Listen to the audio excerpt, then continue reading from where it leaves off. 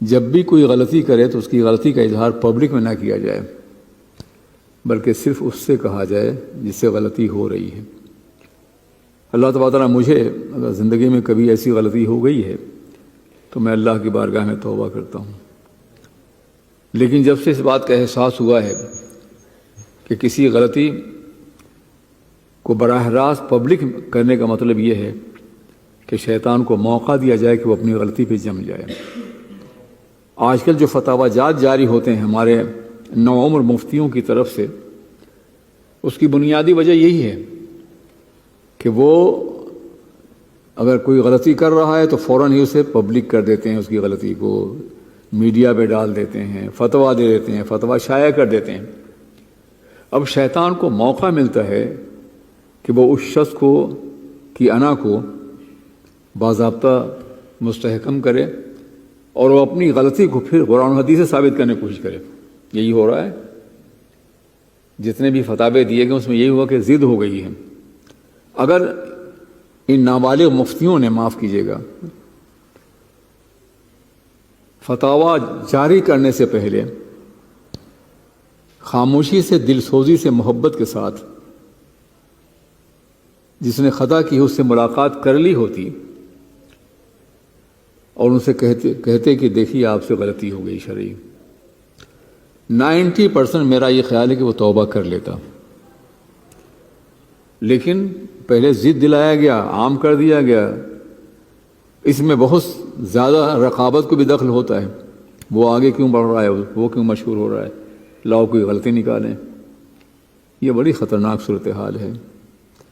اس لیے پبلک میں کوئی غلطی ہو تو بھی، علماء سے کوئی غلطی ہو تو بھی پہلے اس کو خاموشی سے کہا جائے، اسے عام نہ کیا جائے۔ اگر اس کے بعد وہ نہ مانے تو جو مستند عالم ہیں اور صاحب بصیرت ہیں ان سے کہا جائے کہ وہ ان سے بات کریں۔ میں نے 5 علماء کا ایک بورڈ تیار کیا یہاں، وہ ان سے بات کریں۔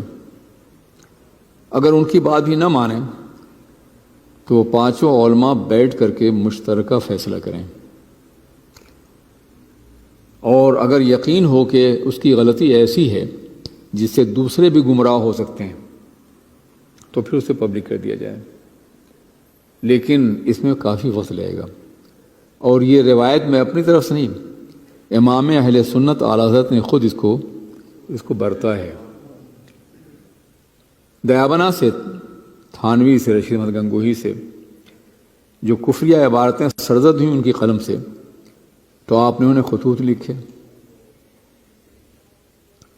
اس کے بعد رجسٹری بھیجی تاکہ خطوط کا ملنا یقینی ہو جائے، اس کے بعد آدمی بھیجے، اور اس میں کئی سال لگ گئے، اور اس کے بعد جب بھی وہ نہیں مانے تو انہی عبارتوں کو جس میں غلطیاں تھیں لے کے حرمین شریفین گئے، خود فتویٰ نہیں یا مستفتی بن کر کے، اور وہاں سے فتویٰ حاصل کیا اور پھر اسے عام کیا۔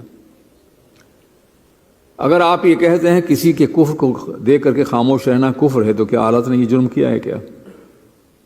خاموش نہ رہیے، آپ اصلاح کی کوشش کیجیے، اللہ اس کی بہترین جزا دے گا۔ یہ علماء سے بھی ہمارا مشورہ ہے، اور آپ سے عام باتوں میں جو غلطیاں ہوتی ہیں مسجد میں، نماز میں غلطی ہو گئی، بیٹھنے اٹھنے میں غلطی ہو گئی، تو اس کے لیے دل سوزی سے، محبت سے، ایک بھائی سمجھ کر کے، اپنا عزیز سمجھ کے اسے سمجھایا جائے، انشاءاللہ وہ رجوع کر لے گا اور آئندہ غلطی نہیں کرے گا۔ اللہ تعالیٰ ہمیں اور آپ کو آداب شریعت سے پہ عمل کرنے کی توفیق عطا فرمائے۔